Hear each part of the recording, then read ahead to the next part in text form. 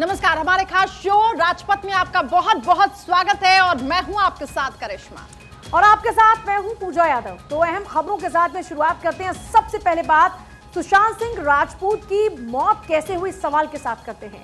सुशांत की मैनेजर दिशा सालियान ने खुदकुशी की थी या फिर हत्या, ये अब तक एक सवाल है।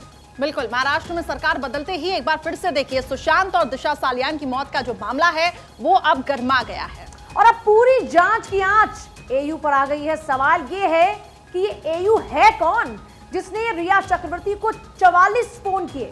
सवाल ये भी है कि क्या एयू ही आदित्य ठाकरे हैं जिसको लेकर इस वक्त सियासत गरमाई हुई है। रिपोर्ट में देखिए।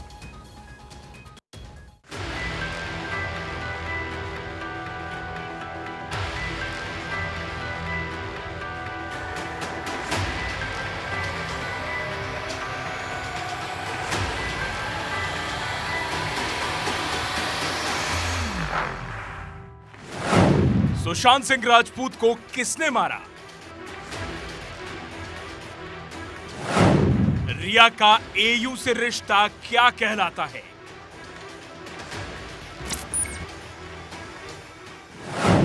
दिशा सालियान की मौत खुदकुशी या फिर हत्या?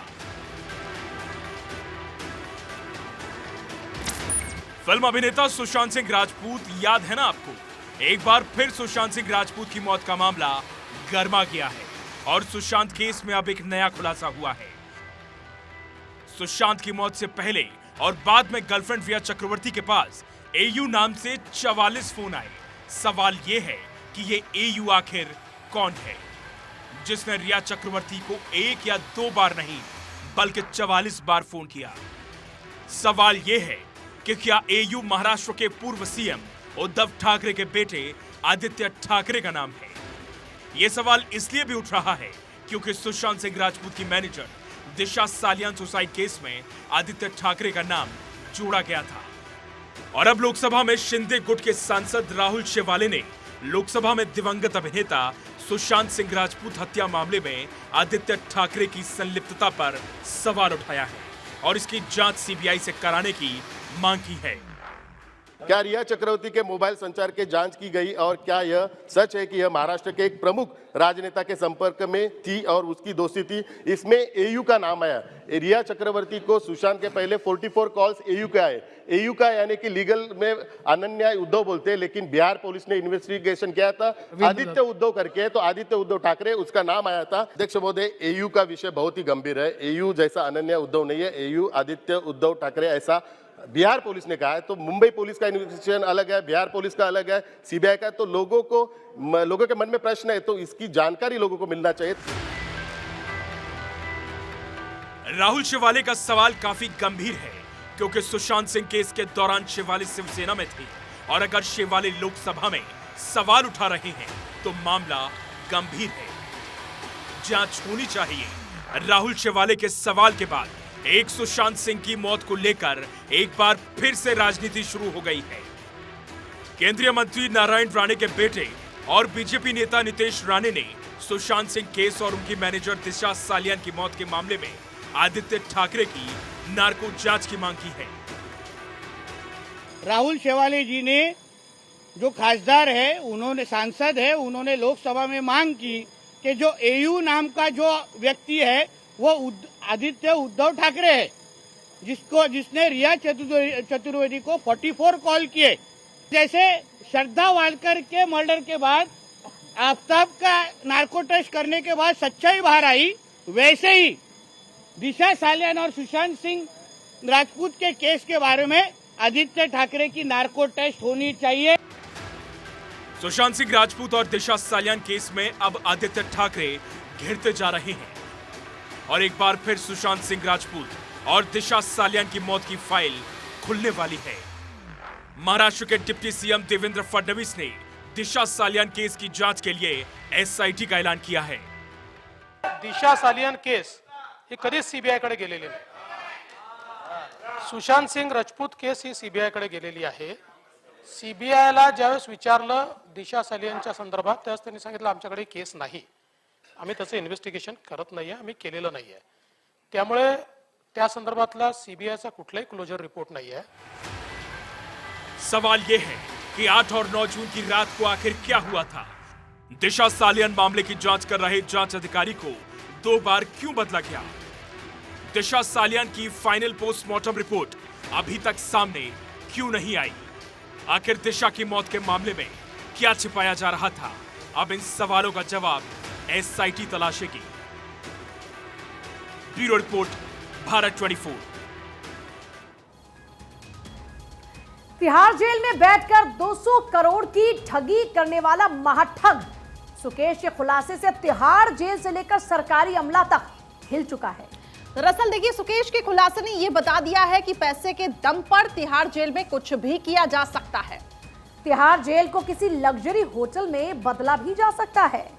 इसके साथ साथ तिहाड़ जेल से करोड़ों की वसूली भी की जा सकती है। और अब सुकेश के पैसे पर ऐश करने वाले तिहाड़ के पूर्व डीजी संदीप गोयल पर हंटर चल गया है।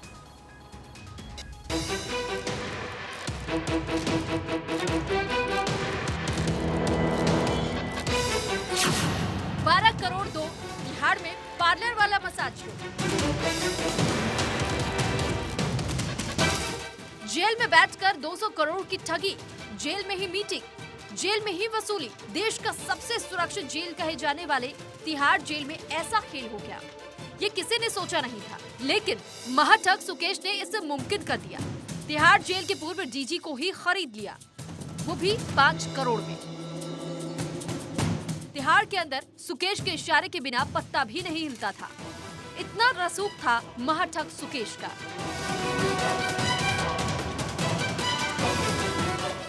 लेकिन सुकेश के कैश पर ऐश करने वाले तिहाड़ के पूर्व जेलर संदीप गोयल पकड़े जा चुके हैं। सुकेश से 5 करोड़ रुपए घूस लेकर तिहाड़ जेल किसी लग्जरी होटल में बदलने वाले संदीप गोयल को सस्पेंड कर दिया गया है। ठग सुकेश चंद्रशेखर से 12.5 करोड़ की भारी भरकम अवैध वसूली करने के मामले में आखिरकार फॉर्मर डीजीपी जेल पर गाज गिर ही गई। जी हां, आज संदीप गोयल को गृह मंत्रालय ने सस्पेंड कर दिया और यह सस्पेंशन इसलिए हुआ क्योंकि उन्होंने महाठग सुकेश चंद्रशेखर से तिहाड़ के डीजीपी होते हुए भारी भरकम घूस ली थी। और वो ईओडब्ल्यू और बाकी जांच में भी सामने आ चुकी है, क्योंकि सुकेश चंद्रशेखर ने इस बात को लेकर एक शिकायत दिल्ली के एलजी से की थी और उस पर बनी जांच कमेटी ने इस तरह की जांच रिपोर्ट जो सौंपी है, उसके बाद ये पेशकश हुई है और आज उनका निलंबन का आदेश जारी हो गया है। 200 करोड़ की ठगी के केस में 20 दिसंबर को सुकेश की दिल्ली के पटियाला हाउस कोर्ट में पेशी हुई। उस दौरान भी सुकेश ने आम आदमी पार्टी को 60 करोड़ और तिहाड़ के पूर्व डीजी संदीप गोयल को 12 करोड़ रुपए देने का आरोप लगाया था। सुकेश के आरोप के बाद दिल्ली के एलजी ने जांच के आदेश दिए थे और रिपोर्ट आते ही संदीप गोयल को घर भेज दिया गया, यानी सस्पेंड कर दिया गया। जेल में ऐशो आराम के नाम पर सुकेश दिल्ली के जेल मंत्री सत्येंद्र जैन को भी 10 करोड़ रुपए घूस देने का आरोप लगा चुके हैं। तिहाड़ जेल में सुकेश की मंजली बैठती थी। सुकेश ने पैसे देखकर तिहाड़ के पूर्व डीजी समेत जेल के कई अधिकारियों को खरीद लिया था और वो सुकेश के इशारे पर नाचते थे। सुकेश के खुलासे और दिल्ली के जेल मंत्री सत्येंद्र जैन को विशेष सुविधा देने के आरोप में 14 नवंबर को जेल नंबर 7 में अधीक्षक अजीत कुमार को सस्पेंड किया गया था। जेल में ही सुकेश जैकलिन से लेकर अपने बड़े बड़े ठग क्लाइंट से मिला करता था। पूर्व डीजी संदीप गोयल के इशारे पर सुकेश और उससे मिलने आने वाले लोगों की एक अलग कमरे में बैठक होती थी। सुकेश चंद्रशेखर आम आदमी पार्टी को भी 60 करोड़ रुपए चंदा देने का आरोप लगा चुका है, यानी महाठग के पैसे से दिल्ली में सरकार से लेकर सरकारी अधिकारी तक सबसे खूब मौज किया। Bureau report, Bharat 24। तो जिस तरीके से एक के बाद एक चिट्ठियां आ रही हैं, तो कहीं ना कहीं आम आदमी पार्टी की मुश्किलें जरूर बढ़ रही हैं। लेकिन अब ये देखना होगा आम आदमी पार्टी की तरफ से क्या स्टैंड इसमें निकलकर सामने आता है। आगे बढ़ते हैं, अगली एक बड़ी खबर की हम बात करेंगे। मेरी सहयोगी पूजा आपको बताएंगे। देखिए, बड़ी खबर इस बीच आ रही है। कोरोना को लेकर ये बड़ी खबर है। कोरोना पर सूत्रों के हवाले से बड़ी खबर। कोरोना को लेकर केंद्र सरकार लगा सकती है कुछ पाबंदियां। भीड़ भाड़ में मास्क हो सकता है अनिवार्य। मेट्रो में भी मास्क की अनिवार्यता हो सकती है। बच्चों और वृद्ध के लिए भी गाइडलाइन संभव है। तो भीड़ भाड़ में अब मास्क लगाना हो जाएगा अनिवार्य। मेट्रो में भी मास्क के बगैर अब एंट्री नहीं होगी। इससे पहले भी जब कोरोना की लहर आई थी, उस दौरान में तमाम ये बंदिशें थी। अब से कुछ ही दिनों पहले तमाम इन बंदिशों को खत्म किया गया था, लेकिन बढ़ते कोरोना के आंकड़ों को देखते हुए एक बार फिर से कोरोना को लेकर कुछ पाबंदियां लग सकती हैं।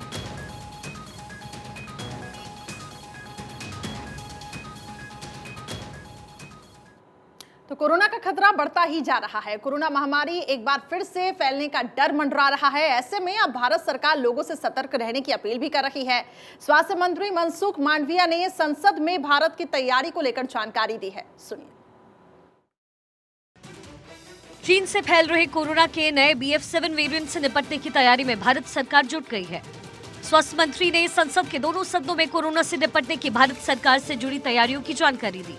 साथ ही लोगों से सावधानी बरतने की अपील भी की। सार्वजनिक स्वास्थ्य के सामने जो चुनौतियां पैदा हो रही है, उस पर सरकार लगातार कदम उठा रही है। राज्यों को भी स्थानीय स्तर पर सामुदायिक निगरानी बढ़ाने के लिए और कोविड को नियंत्रित करने के लिए सलाह दी जा रही है।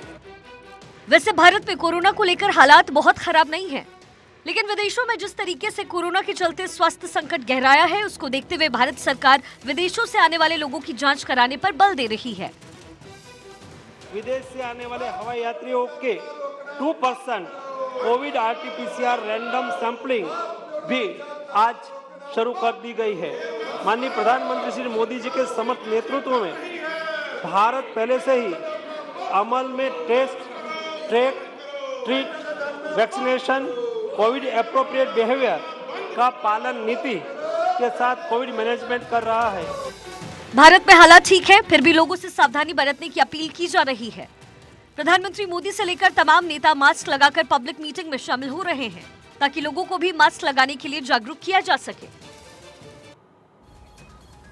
देखिए, बढ़ते आंकड़ों को लेकर एहतियात बरते जा रहे हैं। इस बीच कोरोना को लेकर शिरडी में भी अलर्ट है। शिरडी के साईं बाबा मंदिर में अलर्ट। आपको बता दें, साईं भक्तों के लिए मास्क पहनना अब अनिवार्य हो चुका है। कोरोना नियमों का भी पालन करना होगा और नए साल पर 8 लाख भक्तों के आने की अनुमान है। इसी को लेकर ये नए नियम लागू किए गए हैं। देखिए, कोरोना के आंकड़े बढ़ रहे हैं। इस बीच नए साल पर आमतौर पर लोग वैष्णो देवी, साईं बाबा के दर्शन के लिए, गणपति बप्पा के दर्शन के लिए जाते हैं, क्योंकि लोगों को लगता है कि मंदिर में जाकर भगवान के सामने अगर आप मत्था टेकते हैं तो आपका साल अच्छा जाएगा। ऐसे में कोरोना के बढ़ते आंकड़ों को देखते हुए नई गाइडलाइंस के तहत अब चेहरे पर मास्क लगाना होगा अगर आप किसी भी भीड़ भाड़ वाले इलाकों में जा रहे हैं तो।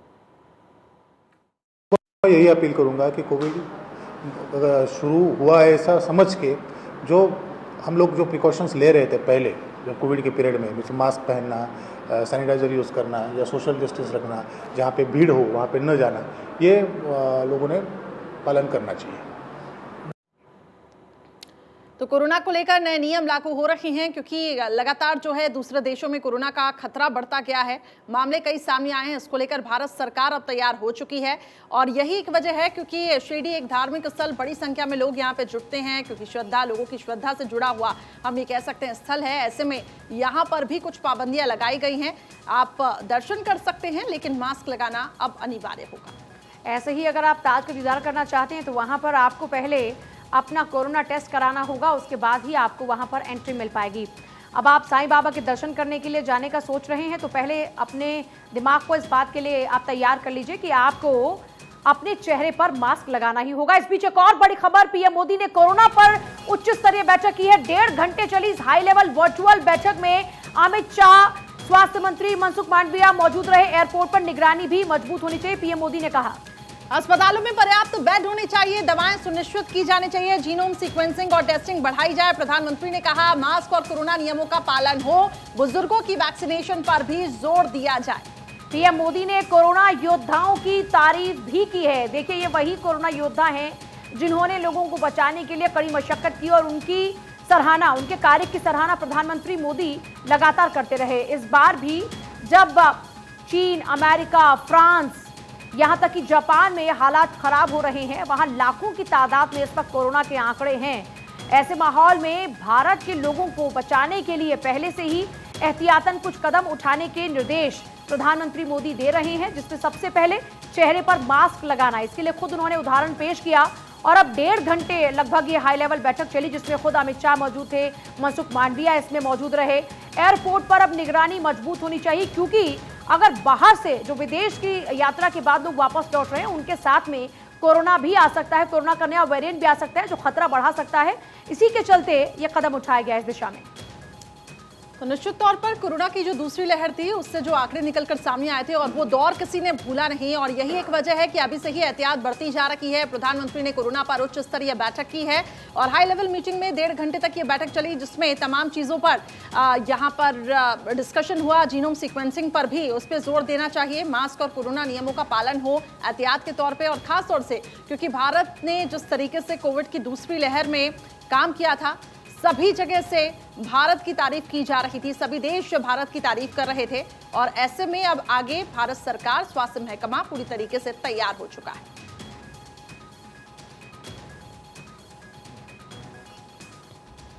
और देखिए कुछ ऐसा ही धोखा दे रहा है चालबाज चीन, लेकिन इस चालबाज चीन की हर साजिश को नाकाम करने के लिए भारत ने एलएसी पर ऐसी फौलादी सेना उतार दी है जिसके सामने जिनपिंग की सेना थर्र थर्र कांप रही है।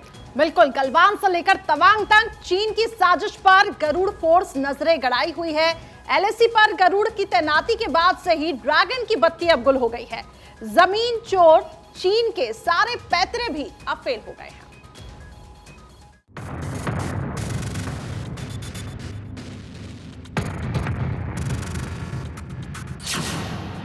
चालबाज चीन पर गरुड़ नजर, एलएसी पर गरुड़, ड्रैगन की बत्ती गुल। चीन और पाकिस्तान की हवा टाइट होने वाली है क्योंकि भारत ने सीमा पर अपने फौलादी गरुड़ फोर्स को उतार दिया है जो पलक झपकते ही जिनपिंग की सेना का गेम ओवर कर देंगे। गरुड़ फोर्स AK-103 राइफल के साथ एलएसी पर चीन का मुकम्मल इलाज करने को तैयार है। ये यही फोर्स है जिसने जम्मू कश्मीर में फेमस रक्त हाजिन का ऑपरेशन को अंजाम दिया था और 5 आतंकियों को मौत के घाट उतार दिया था। गरुड़ कमांडो पूर्वी लद्दाख से लेकर सिक्किम और अरुणाचल प्रदेश तक चीन सीमा पर तैनात है और जरूरत पड़ने पर ये किसी भी तरह का अभियान चलाने में सक्षम है। एलएसी पर इनकी तैनाती 2020 से ही है और ये गरुड़ कमांडो ही है जो चीन की हवाई साजिश को बार बार नाकाम कर रही हैं।